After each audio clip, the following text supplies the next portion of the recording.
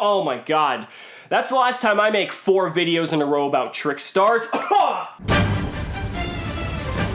Cimoooooooo! What's going on, guys? It's Cimo. So today I wanted to bring to you a little bit of a different type of video discussing how we can critique and analyze and learn from our losses. Now, I feel like when you lose a game compared to when you win a game, you're much more critical of the actions that you took during that game because you're trying to figure out if there was anything you could have done differently, maybe if you played a card at a different time, maybe if you held a card in a certain instance, or maybe if you took a completely different approach in that game altogether, would it have resulted in a victory compared to when you win a game? Because whether if you played perfectly or poorly, because you won, you're already looking ahead and you're already on cloud fucking 9 because you're totally fine and you're in the driver's seat for that match to come. So I feel like this is very important, and I wanted to share my own experience because I just had a regional this past weekend, and I feel like it would be good to use myself as an example to kind of showcase some of the ways that I analyze my losses to help improve myself so I don't make the same mistakes twice. Now, I was going to bring you this video at the beginning of the week, but if you haven't heard, I have been horrendously sick. I had like some sort of sinus infection or sinus something. I mean, you can still hear it in my voice, but I'm at a position where I'm able to bring you guys content again and that I can actually talk. So I feel like I didn't want to leave you guys without, so we're gonna go ahead and get right into it. But before we do, I want to shout out my newest patrons as always. So big shout outs to Artigy, to Tyler, as well as Sean. And if you guys want to help support the channel so I can continue bringing you Yu-Gi-Oh content on a daily basis, then check out the Patreon link in the description below. But let's go ahead and get right into it. Now, I feel like there's a lot of different avenues you can take when being critical of your losses and looking at all the different things that you could have done. But I want to break it down in this video into 3 main categories because I just want to just keep it simple, and there are a lot of different ways, and maybe I'll make a follow-up video to this discussing some of the other ways, but I feel like these were the 3 critical components for this event in this specific instance. And those 3 components are the card selection, the deck selection, and kind of the methodology and theory behind the deck itself, as well as the meta. And all of these are going to be intertwined, and you'll see as we go further into the video what I mean. So let me start off with the individual card selection. So as we go into this format, we already know this format is defined. We're currently just sitting waiting for a ban list because we already know where the format stands. Spiral is the best deck. It continues to be the best reigning deck. And then you've got decks like Trickstar, as well as Pendulum Magicians, you know, bringing up second and third. And then you've got some other decks on the, just kind of on the outer rim. You've got like ABC, you've got Lightsworn, you've got a few other meta contenders there that you see popping up at smaller tier events, but they're still managing to do quite well consistently. The thing is though, when it comes to the specific event that you are attending, this can just be completely thrown out the window because if the meta, even though it's defined on a macro level, on a micro level, when it comes down to a specific tournament,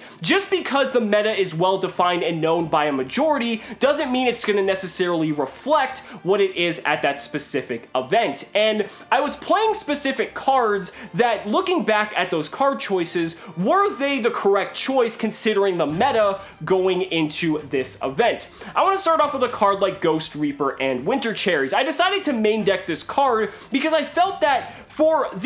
since the fact that Spiral was the best deck, I wanted to have the upper hand in that mirror match, in the fact that if I go up against the mirror match, hopefully I'm going to be at the high tables after the first couple of rounds, and I'm going to be playing mostly nothing but mirror matches, so basically I'm just going to be using Reaper to my advantage, being able to hit their Spiral double helix, and then I'm not really going to have to worry about it too much, and I'm going to have a much higher ground when it comes to any mirror matches that I may play. However, this was a grave miscalculation because as we get towards the end of this video and we talk more about the meta-analysis and breakdown and kind of the big backstep in general, the thing is with Ghost Reaper is that it's a very poor card choice in basically every single other matchup. Now, sure, that basically depends on the number of targets that you're playing for Ghost Reaper in the main deck, but at the same time, how many slots can you actually accommodate for this card? It really depends on the type of deck that you're playing. Some decks have an extra deck that they don't really care about how many targets that a card like Reaper can accommodate,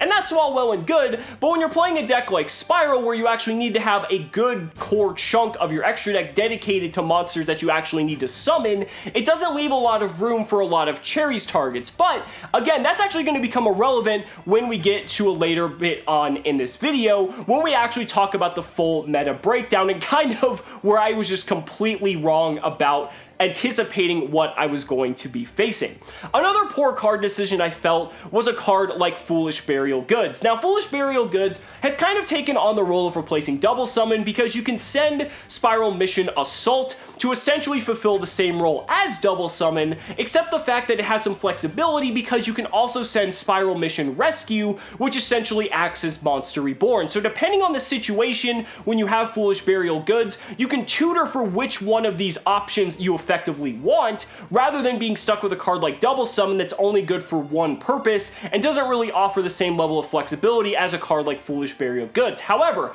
as the tournament progressed, I realized how poor of a decision this card was because there were so many instances where it would come up and it actually wouldn't do anything for me. And if this was a card like, let's say, like Set Rotation to offer me an additional copy of Spiral Resort, or maybe even pairing that with Pseudo Space, I've seen some builds that were doing that. That might have been a lot more optimal because I was thinking to myself every single time I had a copy of Foolish Burial Goods, I wished it was a copy of Spiral Resort instead, and so that might have been much more optimal in contributing to the success of my tournament. So that's just one instance, but really when it comes down to it, those were design choices that stemmed from the type of deck that I was playing in general, and the type of deck I decided to pilot was going second Spiral. Now, this was pretty much step 2 of the grave missteps that I took going into this tournament, because inherently going second Spiral is arguably the strongest deck of the format, and there's nothing wrong with that.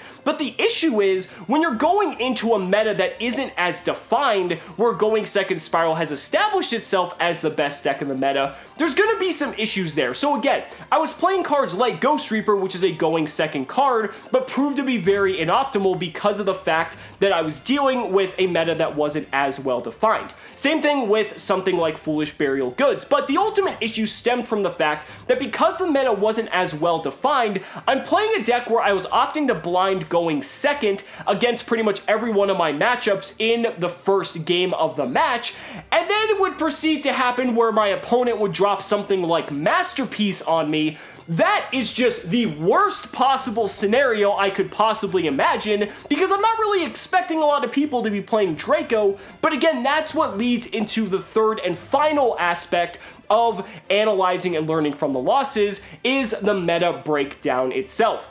The biggest misstep I took going into this tournament was the fact that I thought the meta was going to be a lot more solidified for this regional as it would be for something like a YCS, because I was under the assumption that, you know, the regional season is pretty much over, and as well as the YCS season, and maybe there's not going to be a huge turnout for the event because it's the holiday season and a lot of people are kind of sick of this format already. So I figured the people that would be attending this event were wanting to play hardcore and would want to just pretty much be going to get their invite, so they would presumably be playing the best decks, which would make a much more honed meta compared to what you might expect from a typical regional where there's a lot more variance in the deck selection. Well, that was my miscalculation, because what ended up happening was throughout the entire duration of the event, I did not play the same deck twice, if you can believe that. And you tell me the last time that has happened to you that you weren't at a locals. Never in my life have I ever experienced that at a regional where I played 7 to 8 different decks for the duration of the entire tournament. And not to mention,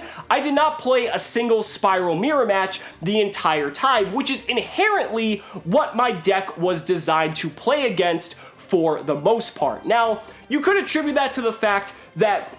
that was just a bad decision overall, that I was anticipating that it was going to be a much more heavily defined meta, and that's the thing. That's where we have the opportunity to learn, because, again, I didn't expect the regional to be heavily defined in that sense, where it's just going to be those 3 decks. I actually think Trickstar had the highest representation of any deck throughout the entire tournament, but that's one thing you have to understand. And especially when it comes to the side deck, that's where the side deck becomes very important, and you want to have some cards that are good and multi-purpose for other random matchups, like again, like Draco and things like that. That's where cards like Kaijus can come in handy, and that's when you learn some of the good aspects, like a card, take for instance, like Chaos Hunter. I've been talking about Chaos Hunter a lot lately in its application against Trickstar, but one of the biggest applications that ended up being very powerful was some other matchups as well. Take for instance a matchup like Lightsworn. You might not think Chaos Hunter is the best call for a deck like Lightsworn, but when you drop a Chaos Hunter on them